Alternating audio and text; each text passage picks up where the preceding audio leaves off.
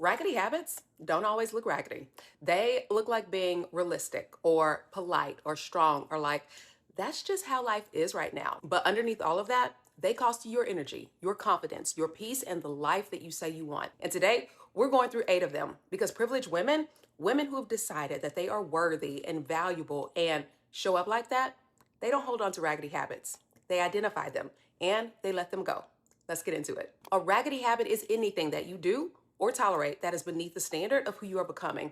Number one, tolerating things that make you feel meh. You know that thing you have or that situation that you're in that you tolerate every single day, even though every time you encounter it, it makes you feel a little bit meh. Nothing big, but this still small nagging of, ugh, the chip in your nail polish that you have been looking at for 4 days, the shoes that are almost comfortable, the skincare product that's been almost empty for 2 weeks, and you are using a Q-tip to get out the last of it instead of just ordering some more. I have a lot more examples, but I think you get the point. Individually, none of these seem like a big deal, and that's exactly the problem because privileged women, women who have simply decided that they are worthy of a good life and they show up with that expectation, they understand that how you tolerate things in the small moment is training. Every time you put on the raggedy thing instead of the good thing, you are subconsciously telling yourself that today is not a good enough occasion and neither am I. And it's training you to accept less than. So here's my challenge to you. For the next 7 days, I want you to notice every ugh and meh thing that you're about to tolerate. Once you see all of them together, the pattern becomes very hard to look away from. You deserve to feel good in the small moments, not just on the special days, but every day. Sorry as a reflex. If you're not new here, you know that we talk a lot about leveling up and decluttering different areas of our whole lives on this channel. If you are new here, welcome. There are certain things that we talk about, and I'm like, girl, you ain't got to fix this all at once. You just need to start noticing. But this, nah, babe, you got to fix this immediately. Sorry, can I just, before you ask a completely reasonable question, sorry to bother you before you send an email that is literally your job to send. Sorry before entering a room. Sorry before asking what you need. If you are just in this world freely apologizing your life away, not for things that you've actually done, not for genuine mistakes, simply for just existing, for having a question, for needing something, for being human in front of other humans, girl. And I am not immune. I have had to catch myself too because it is a raggedy habit that slowly erodes your sense of worth. Words have power. Every unnecessary apology tells your brain, I believe that I'm in the way. It's a problem for me to get what I need. I'm a problem, so let me make myself smaller before anyone else has a chance to ask me to. Over time, you start to feel like you are constantly in the wrong, like you're a burden to the people around you just by virtue of breathing. So I need you to start catching the reflex apologies and replacing them with something neutral. Instead of, I'm sorry, I didn't hear you, say, I didn't catch that. Can you say it again? Instead of, sorry to bother you, say, excuse me, do you have a moment? It is a slight shift, but every time you train yourself to do something different, you remind yourself, I have a right to take up space just like everybody else. And that is exactly the kind of woman who walks in her privilege. Delaying joy to when things calm down. You have things that you genuinely enjoy, not obligations, not things that you need to do, but things that actually light something up in you. Maybe it is cooking something interesting or reading a real book, learning something just because you want to know how to do it. And at some point, because life, those things get moved, put in a category that lives somewhere in the future. When you consistently defer the things that bring you joy to some future version of your life, you teach yourself that you have to earn the right to enjoy your own life. And that, my friend, is a raggedy habit. You know that I like to tell on myself, so here we go. Every year, I write my goals for the year, and one that had been on my list since getting married was we're gonna try a new meal every week. My hubby and I, we lead very full lives, and though we enjoy cooking and trying new recipes, making this goal a reality has been the easiest thing to deprioritize year after year. So that goal just kept sitting there until this year. Big shout out to HelloFresh for sponsoring this portion of today's video because it is genuinely what finally moved that goal off the vision board and into our actual lives. We have been consistently using HelloFresh for the last few months and I love it. It is fresh, pre-proportioned ingredients that you actually cook. There are 100+ recipes every week, including global flavors that aren't always easily accessible. This day we had Greek orzo chicken salad, which was amazing. It removes every single barrier that was standing between us and this goal of cooking something new every single week. The recipe hunting, the grocery store run for 4 ingredients that you have never used, the mental load of what are we even having tonight? All of it handled. Use my code ChristyDoingThings, SHFCW at HelloFresh.com to get 10 free meals, plus a free Zwilling Dragon Walk that's valued at $179.99 on your 5th box. Limited quantities are available while supplies last. So click my link below, Christy Doing Things, SHFCW at HelloFresh.com to sign up today. I want you to think about your version of this, the thing that you have been wanting to do, but it just stays in the back of your head rather than something that you see happening. Sometimes the reason it's not happening is that there's really just no plan and system in place to make it a priority. Privileged women don't wait for their lives to settle before they allow themselves to enjoy them. They find the version of the thing that fits into the life that they are actually living and they check it off. Performative busyness. Productive busy moves something forward, whereas performative busy is doing things that feel urgent and important and maybe even exhausting, but when you actually look at what you built that day, the answer is not that much. Not every day has to be the most productive, but if you are faking being busy, you have to see it for what it is and recognize that it is not moving the needle forward toward your dreams. It's like being on a hamster wheel, searching without ever deciding, consuming content about the life that you want instead of taking action toward it. The thing is, busyness can feel like a hiding place where you never have to sit with the discomfort of the question that you're actually afraid to answer. Am I really moving toward what I say I want? When we're unsure about a thing or fear failure, or honestly, sometimes just feel a little bit lazy, it is far more comfortable to hide in the illusion of productivity than to face that question head on. So here's what I want you to do. At the end of each day this week, ask yourself the question, what did I move forward today?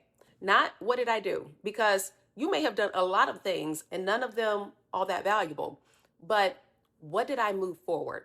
Answering that question will tell you whether you were productively busy or just doing busy things. Privileged women protect their best energy for the things that will actually compound, and the performative busy stuff gets less of that energy. Fearing money. There are a lot of women, smart, capable, growth-minded women who do not have a good relationship with their money. They earn it, they spend it, they feel kind of anxious about it, and they don't look too closely at it because looking closely feels like it might make things worse. That is a raggedy habit, babe, and it's gotta go. Here are a few examples. You don't actually know what your monthly expenses are. You don't have a budget that you stick with. You avoid opening your banking app on the days that you know that you've overspent. You feel relief when payday comes, but you haven't changed the pattern, so the anxiety is back in a week. All of these are signs that you need to be more intentional with your resources because that avoidance costs you way more than the number that you're afraid to see. Privileged women are wealthy because they don't view money from a place of fear. This is not about how much money you have or how much money you make. It is about seeing yourself as worthy and showing up that way. So with that, a life of wealth, true wealth, starts with being intentional. There are people who technically make a lot of money and who still live paycheck to paycheck or have nothing saved up for a rainy day. And there are people who may not make a lot, but are content and have everything taken care of and don't have stress about money. That is a wealthy and privileged mindset. Privileged women know what comes in and they know what goes out. They have made conscious decisions about what their money does while they sleep. They don't avoid the numbers because numbers are just information and information is power. So here's your action step from this. I want you to sit down with your last 60 days of bank statements and read them. And not like a script to a horror movie, but truly as information. The thing is, you cannot have power in your finances or do anything to level up your financial situation if you want to equip yourself with the information. The lights started getting weird because it's about to rain out, so we had to fix that. Hopefully it is better. All right, next point, doing everything alone.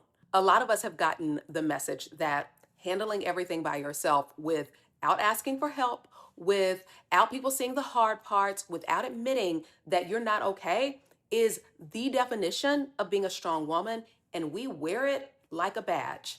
I got it. I'm fine. I don't need anything. And baby girl, that is a raggedy habit. Not because you aren't strong, you are. But strength was never meant to mean isolation. Doing everything alone, that's not a flex. It is exhausting. Lying about where you are and what you need isn't strong. It's keeping you from the very support that is already around you, waiting to be let in.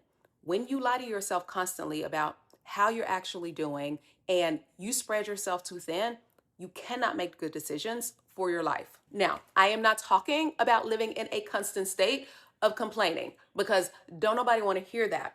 There is a difference between a woman who is honest and a woman who is constantly the damsel in distress and has made struggle her whole personality. What I'm talking about is this: letting the right people in. Not everybody, the right people. You do not have to carry everything alone to prove that you can.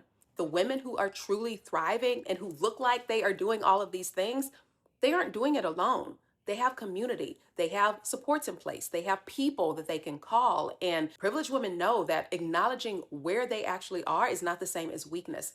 In fact, it's the start of healing in a way that honors you and may even be a blessing to somebody else. Have you ever thought that by trying to do everything by yourself, you might be blocking somebody else's blessing? And so you don't have to do everything alone, and you were never supposed to. Speaking of, if you're watching this and you're thinking, I want to do this work, but trying to do this by myself is not working, that is exactly what the collective is for. It is my membership for women who are done figuring everything out by themselves. It's the community and accountability and support when that motivation dips. All of it is in there. The link is below. Waiting for the right time. Whether it is decluttering your home, going back to school, starting a new career, or making new friends, or whatever the case may be, this is when you have a lot of reasons, and let's be honest, excuses for not doing something. And they all sound responsible. I'll do it when the timing is better, when I have more money saved, when the kids are older, when work calms down. But every single one of them makes your investment in yourself contingent on external circumstances lining up first. And external circumstances rarely, if ever, align on a schedule. It's very similar to the point about delaying joy until when things calm down. But here, we're delaying doing the things that could actually move our lives forward because it's inconvenient, it's uncomfortable, conditions aren't perfect.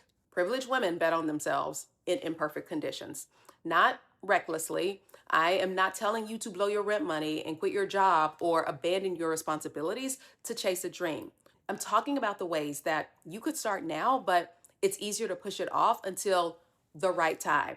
The website that you could build this weekend, the conversation that you could have this week, the application that you keep almost submitting, the version of the thing that doesn't require perfect conditions, just a decision. What is the thing that you've been waiting for the right time to start? Because the right and perfect time, let me just break your bubble right now, that's never coming. The right time is the decision that you make in the imperfect present. Privileged women decide, and then they get the conditions to follow. Downplaying yourself. Let me ask you something. How do you describe yourself when people ask you what you do, what you're working on, or where you're headed? Do you lead with the vision or do you lead with the disclaimer? I'm trying to start a business when you've already started it. I'm not where I want to be yet before anyone has asked you where you want to be. And what about when people compliment you? Do you receive it or do you immediately redirect it, minimize it, or explain it away? Oh, it's nothing. I still have so far to go. Oh, you're too kind. Receiving a compliment gracefully Just saying thank you and I appreciate that and letting it land is actually a skill. And a lot of us never learned it because we were taught that owning something good about ourselves was arrogance. The version of you that you keep describing to people becomes the version of you that you keep experiencing. The story you rehearse most frequently is the one that shapes how you move, what you apply for, what you believe that you can ask for, and the rooms that you try to get into and which ones you assume that are not for you. I had to ask myself, and I want you to ask yourself, is the story I'm telling about my life the story of who I'm actually becoming? Or is it a story that makes my growth feel a little less threatening to other people? A lot of us have learned to describe ourselves smaller so that the people around us can stay comfortable. Privileged women describe themselves accurately. That is not the same thing as being arrogant. They are doing well and they're making moves and they don't downplay that. So, what is the most honest, accurate, current version of who you are and what you're doing? Practice saying that to yourself first and then to the person who asks. And say thank you when they compliment you. Every single habit that we have walked through has a common thread. Somewhere along the way, you've learned to make yourself a little smaller, a little quieter, a little less in the way. And you have been so good at it for so long that it has just started to feel like who you are. But privileged women, and you are one because this is a mindset, not a circumstance, they don't shrink out of habit. They don't apologize for being present. They don't describe themselves as less than they are. They don't wait for perfect conditions to go after what they want. They release all of that so that they can actually level up and become who they envision. Let me know in the comments, what raggedy habit do you need to eliminate to live a soft, energetic, wealthy, and thriving life? Alrighty, my friends, I hope you enjoyed. If you did, go ahead and share it with someone else who needs it. Also, if you're not subscribed, like, what are you doing? I'm gonna need you to jump on that. I love you so much, and I will see you next week as we continue our Level Up by Summer series. Mwah. Bye for now.